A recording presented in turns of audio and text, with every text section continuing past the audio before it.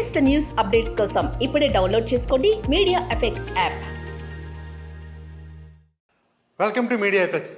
Tollywood mega power star Ram చరణ్పై ఇడ్లీ వడ సాంబార్ అని వ్యాఖ్యలిసిన షారుఖ్ ఖాన్కు గట్టి ఎదురుదెబ్బ తగ్గుతుంది. జామ్నగర్లోని పారిశ్రామికవేత్త ముఖేష్ అంబానీ కుమారుడు అనంత్ అంబానీ మరియు రాధికా మర్చెంట్ల ప్రీ వెడ్డింగ్ వేడుకలో తెలుగు నటుడు మరియు త్రిబుల్ స్టార్ రామ్ చరణ్ను ఇడ్లీ వడ సాంబార్ అని పిలిచినందుకు బాలీవుడ్ సూపర్ స్టార్ షారుఖ్ ఖాన్కు గట్టి ఎదురుదెబ్బ తగిలింది.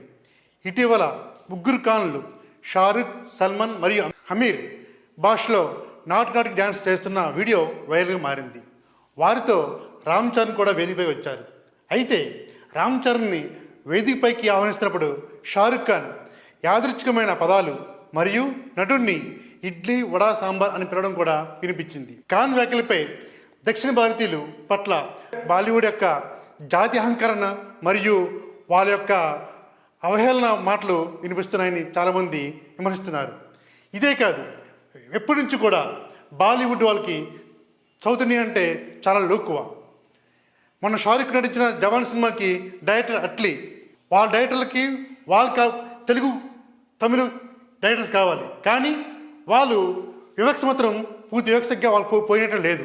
ఇప్పటికైనా బాలీవుడ్ వ్యవస్థ వాళ్ళ అహంకార ధోరణి మార్చుకోవాలని చాలామంది సౌత్ ఇండియన్ సెలబ్రిటీలు హెచ్చరిస్తున్నారు.